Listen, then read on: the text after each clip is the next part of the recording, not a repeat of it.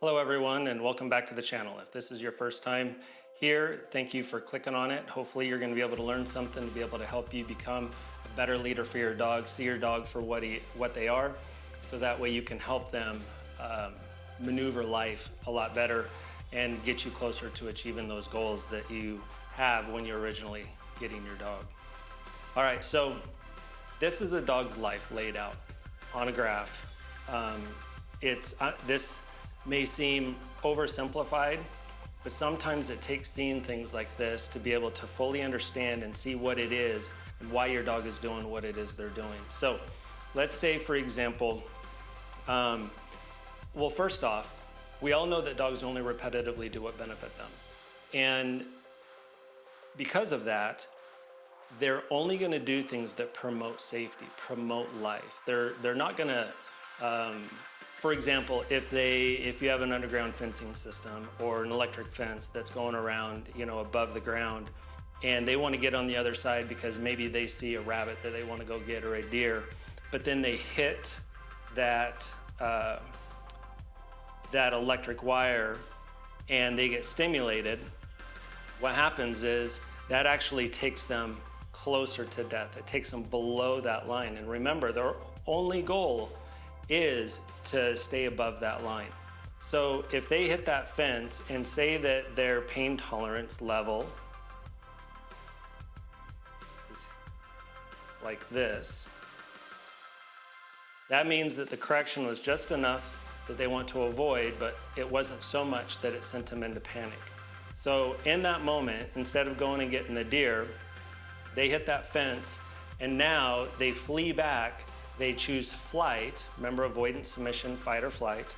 They choose flight to go back, say, to the porch.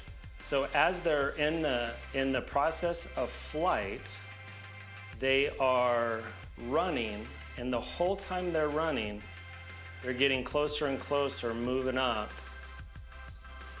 until they are in the perfect position of safety. Now, they may not have understood what happened. They're not gonna have the ability to reason that it was, electricity that got them. They just know something maybe bit them or stuck them or whatever it might be. But again, because it took them under this line, they are now choosing flight and avoidance to run back to the porch, back to the house, maybe to your feet, whatever it might be. Now, say that they go to the porch, they still don't quite know if they're safe, so they may choose to just stay there and hope that they're gonna be fine. But say that they did get to your feet and now you're bending over and you're petting them, you saw what happened, you're trying to console them, whatever it might be.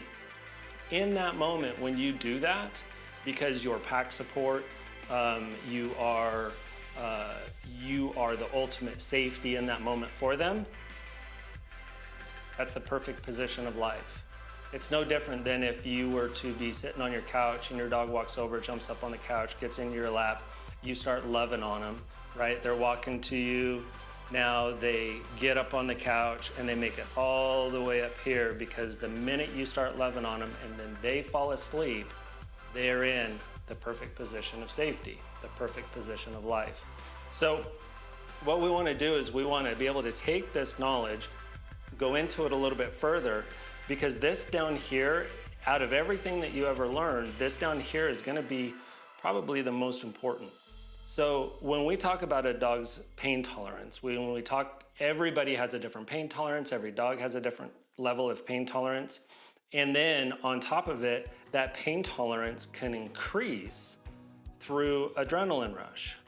So we have to understand that if a dog is, say that this is the level of stimulation that you gave when your dog hit that fence, but let's say that the correction was only this much.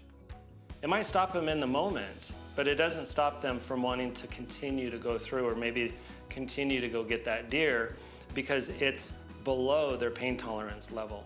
So this is kind of like putting a Band-Aid on something that doesn't really fix what's going on in the dog's mind.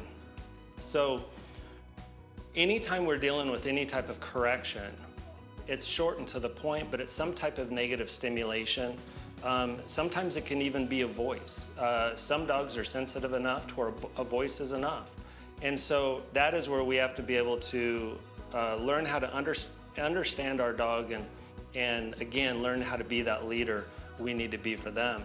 So, but say that your dog's pain tolerance that's his normal, everyday, just hanging out level of pain tolerance. But then again, he sees a squirrel, or a deer or a turkey. So now your dog goes and starts running. Now your dog's adrenaline is rushing, which means their pain tolerance goes up, which means that if this is the correction level that you have set at your fence, your dog's just gonna bust through it because they're not gonna feel it. The thing about that is that even like if we were to get in a car accident, we may be really concerned about the people that are in our vehicle or the people that were in the accident in the other vehicle. And now we're trying to help people. And our adrenaline is pumping so much that when the EMT gets there and they get everything kind of under control, and then they come and get you and say, hey, we need to take care of your arm. And you look down, you've got a big gash in it. You didn't even know it was there because of that adrenaline rush. But if you didn't have that adrenaline rush, you're gonna know it's there. So when we talk about adjusting for any type of corrections when it comes to our dog, we have to understand that we want to always shoot for the level that's just enough that we hit that pain tolerance level. That way, again, the dog is able to think clearly through it, understand it for what it is. It does not send them into panic, so therefore, it works and it's fair. And all of this is about being fair. If we were to correct a dog this hard, but yet their pain tolerance is here, now we're sending them into panic. We're sending them into fight or flight. And that's what abuse is. It's when your dog gets corrected in a way that is unfair. So when we talk about physical corrections on a dog or verbal corrections on a dog, any type of negative stimulation, whatever it might be, we have to understand that is how dogs communicate. Again, I've got another video on dog communication and how to read dog behavior because it's so important. If we treat them like people more than we treat them like dogs, we're doing them a disservice. So let's say, for example, you've got a puppy that's just been born and now it's getting milk off of the mom. There's gonna be a point in time when the puppy starts growing teeth. And so what happens is for so much of its early life, every time it goes and gets milk from the mom, it is in the perfect position of safety, the perfect position of life. But then one day, like I said, they start growing teeth, so they go back to the mom, and then it starts to hurt the mom. So they think they're going this way. Excuse me, they think they're going this way, but what happens is now, because that hurts, say that they're young, they're impressionable, right? So their pain tolerance is so low.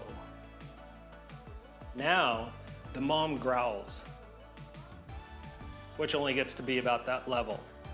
So the puppy doesn't stop because it's like, look, if I don't eat, I'm gonna die. So the mom growls, it doesn't work. So then she nips them. With her mouth, with her teeth, she bites the puppies. She nips them. So they get that. Now they're sitting there going, well, this isn't benefiting me. This is now taking me closer to death. I've got to get back up here. So now they get away from the mom. And it's not that they're avoiding the mom or they're scared of the mom or they hate the mom or they think the mom doesn't like them or love them anymore. What happens is they now go into a mode where they start looking for food. And every time they're looking and they go to this place, they go to this place, hopefully whoever's whelping the litter knows when this is gonna happen and they provide food for them. And so as the puppy's searching, then they find the food. So now they're up here again in the perfect position of life. Now, because of this, there's a really good chance they're not gonna go back to get food from the mom because it did not benefit them. It took them below the line. So with all of that said, there's a lot of different things that our dogs do in life that can make us go, why are they like this? Or what's going on? Why are they doing this? So for example, you might have a situation where a lot of people have situations where their dogs can't handle fireworks. And so the minute the first firework goes off, the dog runs downstairs, hides in a corner, does whatever, and is just absolutely terrified. They believe that that whole action of running downstairs and getting into that corner is going to qualify for that survival, that perfect position of life, that perfect position of safety. And so in those situations, we could just as easily, when we know stuff like that's gonna happen, have them on a leash in the house, have them next to us. We're just sitting, we're watching TV, reading a book, whatever it might be. And all that time when your dog is trying to get away, they're laying there, they're staying there next to you. What you're teaching them is that, look, it's not the action of flight and avoidance to go downstairs into that corner that's gonna keep them safe. If you actually just hang out here with me, or if you're just remain calm at my side, you're gonna find that you're not in danger. Just because it's loud sounds doesn't mean it's gonna take you to death. So there's things that we can do to help a dog build their confidence through conditioning in these type of situations. So the use of a leash is really great for that when it's inside the home, whether it's strangers coming inside the house, it's a direct connection from you to the dog. Before you ever correct your dog, I would recommend that you talk to a professional trainer, ask questions. If you have questions about that in the comments, the thing is that every single dog out there is different. Your dog is not like any other dog in the world, just like there's no other person like you in the world. So we have to be able to adjust and become the leader our specific dog needs us to be, which means that we need to learn where their pain tolerance is. We need to understand why they're making the decisions that they're making in their life. So that way we can lead them forward and help build their confidence rather than letting them think that aggression or flight is ultimately what's going to keep them safe. Remember, there's also avoidance and submission. So avoidance is what the little puppy is doing right here, and submitting also to the authority because it's not going back to the mom. But yet it found that there is an alternate food source. There's always an out for your dog that does not have to be fight. It doesn't have to be flight. So if you have questions, if there's anything on this that you want me to cover more, please leave a comment down there in the comment section. I want to be able to take this knowledge that I have and to be able to start helping people to the best of my ability in making sure that they have the best life they can have with their dog. And remember that there's no bad dogs out there. It's just a matter of learning how to handle your specific dog. And again, thank you for watching this. You can check us out on our website at AAAdogtraining.com. That's TRIPLE. And then if you want to get together for a consultation or meetings or anything like that that we can do over the video, please let me know and we can get that set up. Again, I hope you learn from this, and I hope that you see your dog in a better light, and have a great day. Thanks. Bye.